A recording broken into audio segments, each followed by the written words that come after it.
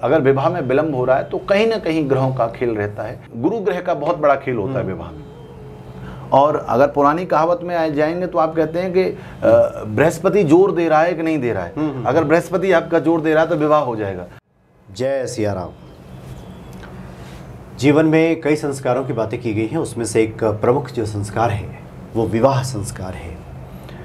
अगर हम गृहस्थाश्रम में हैं तो ये बहुत आवश्यक होता है कि समय पे विवाह हो जाए, और विवाह ही ना हो बल्कि एक सफल विवाह हो, यानी विवाहोपरांत हमारा जीवन सुखमय भी बने।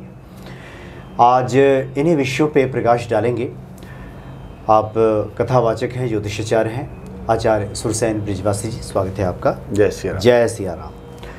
देखिए, विवाह को लेकर के आजकल हम देखते हैं कि जो सवाल सामने आते हैं, बहुत सारे लोगों के सामने बहुत सारी सुविधाएं हैं। कई बार मैचिंग नहीं होती, पसंद की शादियां नहीं होती, शादियां हो गई तो कब तक चलेंगी इसको लेकर के संशय बना रहता है, शादियां टूट भी रही हैं। आप क्या खास आज भक्तों को बता रहे हैं? जी देखिए, मैं कहता हूँ कहीं ना कहीं ग्रहों का खेल रहता है। विवाह में देरी होना और समय पर विवाह न होना, या विवाह उपरांत जो समस्याएं आती हैं उसमें ग्रहों का बड़ा खेल रहता है। विवाह का जो सप्तम स्थान है कुंडली का, वो विवाह का स्थान कहलाता है। और उसी सप्तम स्थान को कितना शुभ ग्रह प्रभावित कर रहे हैं और कितना अशुभ ग्रह प्रभावित कर रहे हैं, इसी से उसका कैलकुलेशन होती है। दूसरा क्या है कि जो सप्तम स्थान है विवाह कारक है, विवाह और रोजगार दोनों से देखा जाता है। विशेषतः जो दो ग्रह हैं जिनको हम विवाह कारक ग्रह कहते हैं, एक तो शुक्र और दूसरे गुरु, ये कुंडली में अच्छे होने बहुत जरूरी है विवाह के लिए। तो ये जब अच्छे होते हैं तो इसका आपको शुभ फल प्रभाव मिलता है। कई बार जैसे पाप ग्रह अगर सप्तम स्थान में बैठा हुआ है तो विवाह बाधा होती है। जैसे मेरा खुद का अनुभव है, अगर शनि आकर के सप्तम स्थान में विराजमान हैं तो प्रायः विवाह में विलंब होता ही होता है। और कई बार यह भी देखा गया है शनि के प्रभाव से कि विवाह के अंतिम चरण में पहुंच जाने के बाद भी वहां से वापसी हो जाती है। मतलब विवाह बाधा इस तरह की आती है कि फाइनल हो जाने के बाद भी विवाह संपन्न नहीं हो पाता है और आपको फिर दोबारा से उसी मार्ग में भटकना पड़ता है। तो ये शनि की वजह से भी कई बार होता है।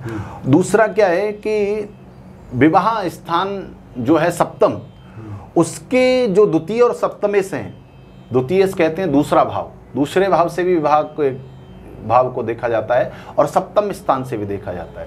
तो द्वितीय अर्थात दूसरे भाव का स्वामी, सप्तम अर्थात सप्तम भाव का स्वामी, ये दोनों अगर 1, 4, 7 और 10 इन स्थानों पर बैठे हुए होते हैं तो विवाह समय पर होता है और शीघ्र होने के चांस रहते हैं। अगर इसमें भी ग्रह बैठे हुए हैं इन स्थानों पर लेकिन अशुभ हैं तो ये विवाह में विलंब करेंगे। नहीं तो कहा जाता है कि केंद्र में, अगर सप्तम स्थान का स्वामी केंद्र में ही बैठा हुआ है तो विवाह समय पर कराता है और अच्छा कराता है। लेकिन अगर वही पाप ग्रह है और उसकी डिग्री कम है और या वो नीच का होकर के बैठा हुआ है तो उसका विपरीत प्रभाव हो जाता है। तो इसलिए कुंडली जो होता है ना, कई बार कैलकुलेशन करने में भी समस्या आ जाती है कि आपने जो लिखा है वो कह दिया, लेकिन प्रैक्टिकली जो स्थिति है, ग्रहों के जो स्थितियां बन रही हैं उसके अनुसार विचार नहीं किया तो कई बार फलादेश गलत हो जाता है। तो सबसे पहले आपको कुंडली सही दिखानी चाहिए और दूसरी बात, इस बात का देखने वाले को भी पूरा आकलन कर लेना चाहिए कि कौन ग्रह कहाँ किस स्थिति में देख पा रहा है और उसका क्या प्रभाव बन पा रहा है। अच्छा, एक और बात आप स्पष्ट कर दीजिए, चूँकि कई बार होता है कि जो ग्रहों की स्थिति है वो तो निर्भर करती है कि हमारी शादी कब होगी।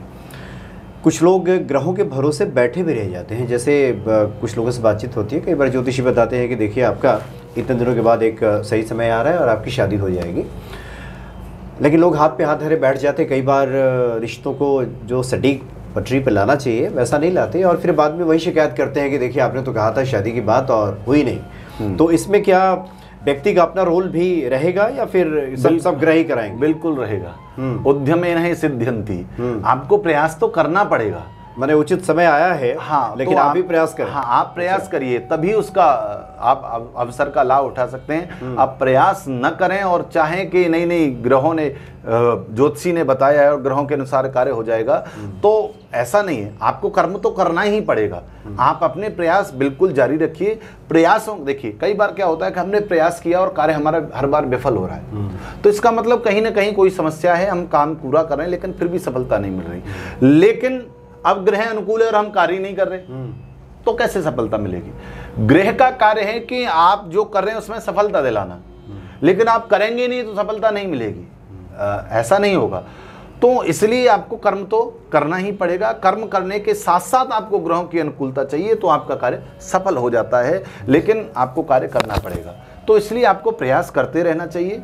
और जब आपका शुभ समय जो बताया जाता है, आप कई बार क्या होता है कि प्रयास पहले से ही, विवाह आदि संबंध ऐसे होते हैं कि प्रयास आपको पहले से ही करना होता है, और तब कहीं जाकर के उस समय पर वो संबंध शुभ समय पे फलित होता है, फलित होता है। तो ये विवाह ऐसी चीज नहीं है कि आज आपने किया और कल ही आपको हो जाएगा। इसमें समय चाहिए। समाज का भी दृष्टिकोण है, आपका भी अपना दृष्टिकोण है, सामने वाला आपकी दृष्टिकोण, बहुत सारी चीजें इसमें समाहित होती मिलती हैं, तब जाकर के कहीं। तो लोगों के जीवन में जो बाधाएं आती है, जब लोग कोई विश्लेषण कुंडली का आपने कराता है, जब दिखाता है, तो उससे उसको क्या क्या लाभ मिल जाता है? जैसे अगर किसी की शादी ना हो रही हो, हाँ, तो क्या लाभ मिलेगा उसको? अगर वो, देखिए ग्रहों की अनुकूलता जब होती है, जैसे विवाह अभी बाधा है, सब कुछ आप प्रयास कर रहे हैं लेकिन फिर भी नहीं हो रहा, तो उसमें क्या है कि जब कुंडली का विश्लेषण किया जाता है तो उसमें देखा जाता है किस वजह से ऐसा हो रहा है। कोई ग्रह है जो इसमें समस्या पैदा कर रहा है, तो कई बार उस ग्रह से संबंधित जब उपाय किए जाते हैं तो आपका कार्य तुरंत होता है। बहुत सारे लोगों के प्रश्न हम लोगों के पास आते हैं, और बहुत सारे लोगों को जब उसका विश्लेषण करके यह बताया जाता है कि भाई अमुक कार्य कर लीजिए, और कई बार तो बहुत छोटे छोटे उपाय होते हैं, और लोग कहते हैं कि महाराज जी इतने छोटे भी उपाय होते हैं कि इसमें तो हमारा कुछ लग ही नहीं रहा। वस्तु आज का समय क्या हो गया कि आजकल हम सोचते हैं कि नहीं नहीं पैसा बहुत ज़्यादा खर्च होगा तो उपाय बढ़िया होगा, लेकिन वास्तव में ऐसा नहीं है। वास्तविकता ये है कि सटीक उपाय जो आपको चाहिए वही मिलना चाहिए, वही आपको, जो ग्रह आपको प्रताड़ित कर रहा है, समस्या पैदा कर रहा है, उसी ग्रह से संबंधित उपाय होगा तो आपको लाभ मिलेगा। मूलतः नॉर्मली ये उपाय आपको बताए जाते हैं कि आप जैसे अगर कोई भी व्यक्ति है, विवाह नहीं हो रहा है, चाहे स्त्री है चाहे पुरुष है, तो उसके लिए ये बहुत सटीक उपाय है। मैंने गुरुजी से पहले सुना था और एक आध बार हो सकता है मैंने बताया भी हो। तो उसमें हमारे गुरुजी कहा करते थे कि भाई गुरु ग्रह का बहुत बड़ा खेल होता है विवाह में। और अगर पुरानी कहावत में आ जाएंगे तो आप कहते हैं कि बृहस्पति जोर दे रहा है कि नहीं दे रहा है। अगर बृहस्पति आपका जोर दे रहा है तो विवाह हो जाएगा। हमारे बुजुर्ग कहा करते थे अरे भाई इसकी बृहस्पति बहुत बढ़िया चल रही है, इसका विवाह हो जाएगा। तो गुरु का बड़ा खेल होता है। गुरु किस स्थान पर चल रहा है, कहाँ पर है। द्वितीय स्थान में बृहस्पति है तो विवाह कारक योग बनाएगा, सप्तम स्थान में बृहस्पति है तो विवाह कारक योग बनाएगा, एकादश स्थान में बृहस्पति है तो विवाह कारक योग बनाएगा। तो कई बार मैंने ये गुरुजी से सुना और उसका प्रभाव भी मैंने कई जगह देखा है कि आप बृहस्पति के लिए क्या उपाय करें। समय का अभाव रहता है, बहुत कुछ नहीं कर सकते हैं, तो एक बहुत छोटा सा उपाय है, बहुत पैसे का खर्चा नहीं है। आप आटे की लोई बनाइए, पेड़े बनाइए, गोला बनाइए और उसके ऊपर हल्दी रखिए, उसके ऊपर चने की दाल रखिए और गुड़ रखिए। 5 या 7 विषम संख्या में उसको रखिए और लगातार 11 बृहस्पतिवार आप गाय को खिलाइए। एक गाय को मत खिलाइए, 2 को खिलाइए, 3 को खिलाइए। और खिलाते समय यह प्रार्थना करिए कि मेरे विवाह में जो बाधा आ रही है वो बाधा दूर हो। ऐसा करने से मैंने कई लोगों का देखा है कि 11 बृहस्पति पूरे भी नहीं हुए और उनका विवाह हो गया, कार्य बन गया, संबंध स्थापित हो गया। मतलब संबंध में ये हो गया कि भाई यहाँ विवाह होना है, फाइनल है। तो ये बहुत सारे इस तरह के भी उपाय होते हैं जिनके माध्यम से आपको लाभ प्राप्त होता है। लेकिन कई बार जब कुंडली का विश्लेषण हो जाता है उससे सटीकता पता चल जाती है कि भाई शनि की वजह से समस्या है या आपकी महादशा में इस समय कोई कमी है, अंतर्दशा किस ग्रह की चल रही है, कोई पाप ग्रह आया हुआ है, तो कई बार वो विवाह में बाधा बनता है, अड़चने डालता है वो, अड़चने डालता है, तो कार्य होते होते नहीं हो पाता है। जैसे कई सारे लोगों को हम बताते हैं कि ये समय आपके विवाह का बना था, बहुत अच्छा योग था, उस समय क्या हुआ, तो लोगों का ये कहना होता है कि हाँ उस समय बना था, सब कुछ ठीक था, फाइनल भी हो गया था, लेकिन कुछ ऐसा हो गया कि वो नहीं हो पाया, बात बिगड़ गई। हाँ बात बिगड़, तो उसको ग्रह बाधा कहा जाता है कि कुछ न कुछ ग्रह का था, क्योंकि योग तो उस समय बन रहा था, लेकिन चूंकि दूसरे ग्रह की अनुकूलता नहीं थी इसलिए वो कार्य सफल आपका नहीं हो पाया। तो इसी प्रकार से जो ये विवाह का है, जीवन में बहुत जरूरी हमारे एक संस्कार है, और 16 संस्कारों में से एक विवाह का संस्कार है। और ज्योतिषी गणना के अनुसार अगर विवाह में विलंब हो रहा है तो कहीं ना कहीं ग्रहों का खेल रहता है, ग्रहों का दोष। तो आप बता रहे हैं सबसे प्रमुख एक जो रोल है बृहस्पति ग्रह का है। हाँ, बृहस्पति और दूसरा शुक्र का, ये दो ग्रहों का रोल रहता है। और अगर कहीं से बृहस्पति सप्तम स्थान को देख रहा है, विवाह स्थान को देख रहा है और शुभ है, तो उसकी महादशा अंतरदशा जब जब आएगी तब तब प्रबल योग बनाएगा।